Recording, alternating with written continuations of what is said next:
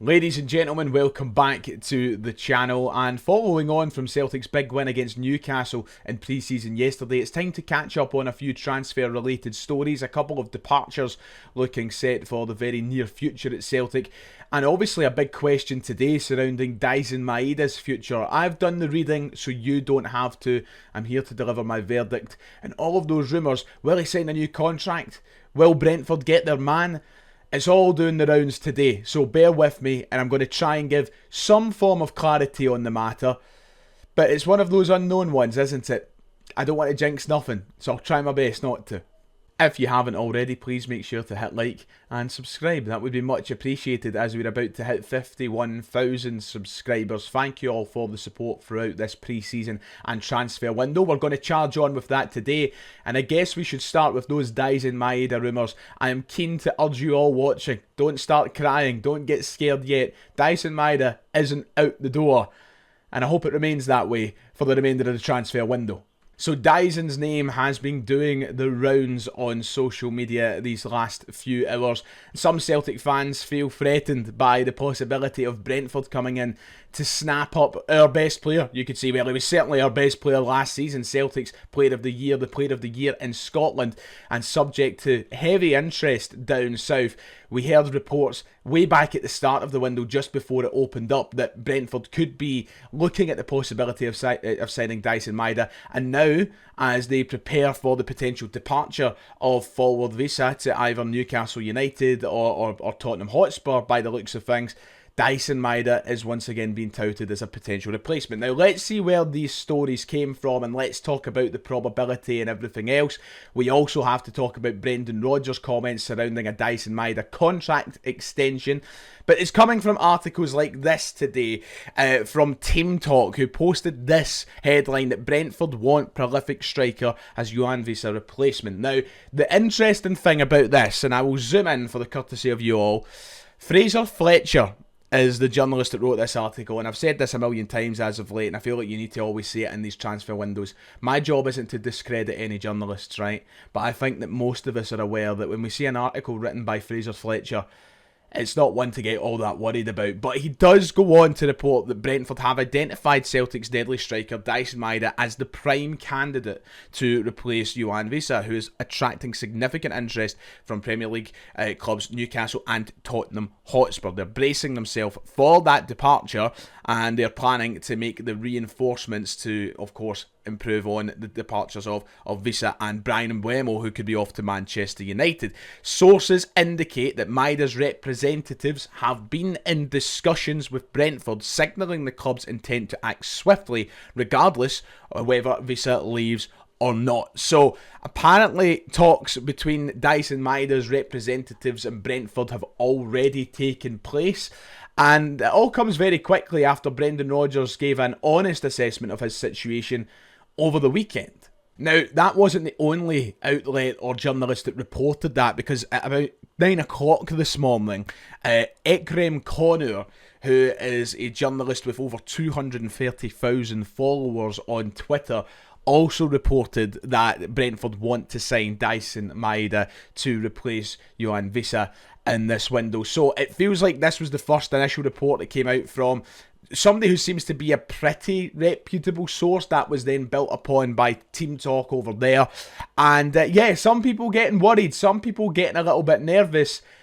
And there's so many conflicting things out there right now, it makes it a very difficult situation to read, because articles like this have also popped up today. This one came from Japan, that Dyson Maeda is in talks with Celtic over a new deal, despite Brendan Rodgers saying he had no updates. So we'll come to the manager's comments in a moment. Now, the thing is, just like I said a moment ago, with sources we can't really trust and we can't really take verbatim, this seems to come from Football Insider, and the less said about Football Insider, the better. However, this article from Football Asian, it says that Dyson Maeda is reportedly in negotiations to extend his contract with Celtic, despite interest from Premier League clubs. Now, they name different clubs in this article that aren't Brentford. In fact, Brentford aren't named at all in this article, and that makes me think that, once more, we can't really take these things as fact or even remotely true, because I think it's all a bit of a stab in the dark. Which leads me to this. Amongst all the uncertainty, the most trustworthy person we can speak to and listen to right now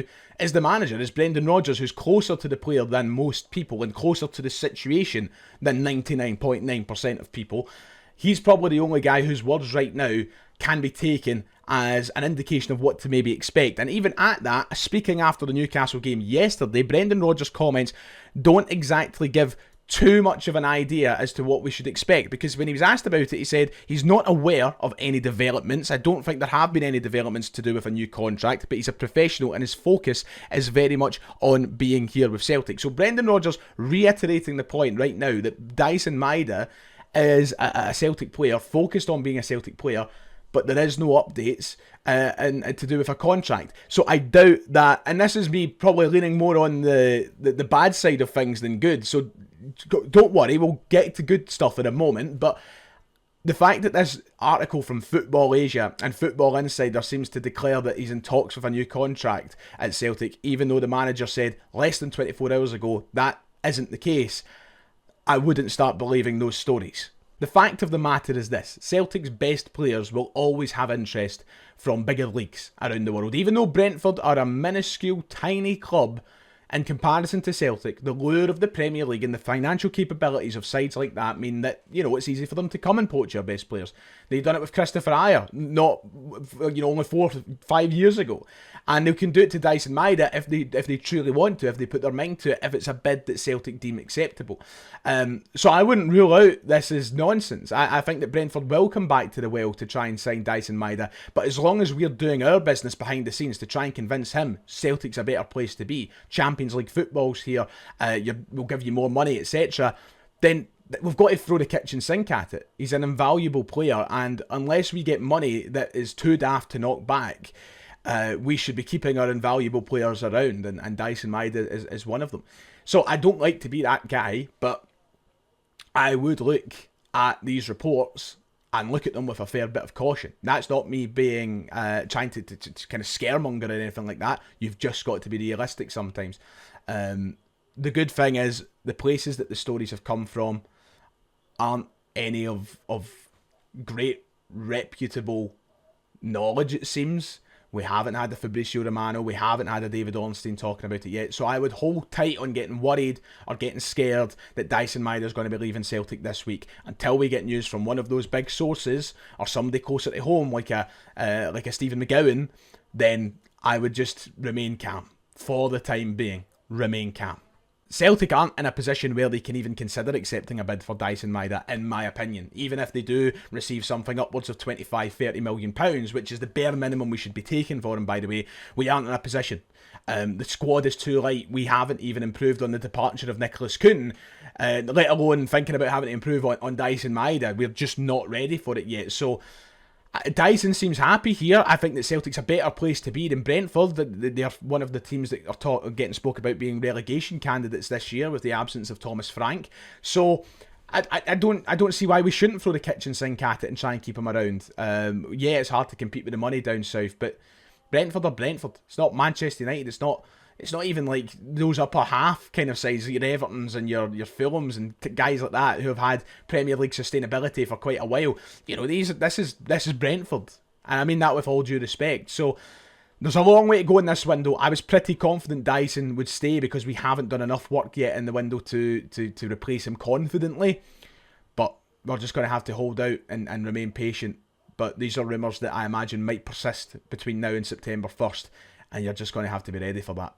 A couple of wee stories to gloss over before we round up Sunday's quick update. Marco Tilio is set to leave Celtic by the looks of it this week. Florian Plettenberg of Sky Germany reported that Marco Tilio to Rapid Vienna, who we've got quite a relationship with it seems nowadays, is a done deal, or considered a done deal. It's a loan with an obligation to buy, which becomes valid if he starts 20 competitive matches. The fee upon activation will be around €1.5 million. There will be a €400,000 loan fee for the 23-year-old, which means if he essentially, let me dumb it down for you, if he starts 20 competitive games for Rapid Vienna, we will come into money of around €1.9 million, which is indeed a profit on Marco Tilio. A very small profit, but a profit, which is insane considering he's played half an hour of competitive football for Celtic. That's right, since signing 2 years ago, he's played half an hour of competitive football, but he's getting his move to Rapid Vienna by the looks of it. That should be done and dusted in the next week. It was never going to work out for him at Celtic. I think we can all just be honest about that. So I wish him the best of luck. Somebody who, maybe would have liked to see more of. Clearly wasn't. It came at Celtic at a very weird time, let's just be real. And not worked out at all. So best of luck to him, and that should be done this week. Also, as you can see in this video, Luis Palma has arrived in Poland. He's arrived in Poznan to complete his transfer to Polish champions Lech Poznan. That was, of course, reported this week that would be happening. We're talking about a loan deal with a potential option to buy on the player as well for around €3.5 million, I think was reported. But he is there. He's touched down. He's no longer with Celtic after no appearances in pre-season for us. So once again, I wish him the best of luck, but I'd imagine this will finally spell the end of his Celtic career. Hopefully it goes well enough so they just trigger the fee. Can't be bored going through this again next year, to be quite honest, talking about Palma and leaving or no leaving. But best of luck to him. Right, there we are. That does it for today. It is Sunday. It's just a quick one. We need more details surrounding Dyson Maeda before we can get carried away and report any certainties. There's no certainties yet, and that's why I'm saying keep your knickers on, right? We're no away yet, so I'll be talking about it all week if anything comes out about it, and I am praying to God every night that Dyson Maeda remains a Celtic player come September 2nd. You as well. Get praying. Get praying. Whether you believe or not, get praying. Take care of yourself. God bless, and I'll see you all next time.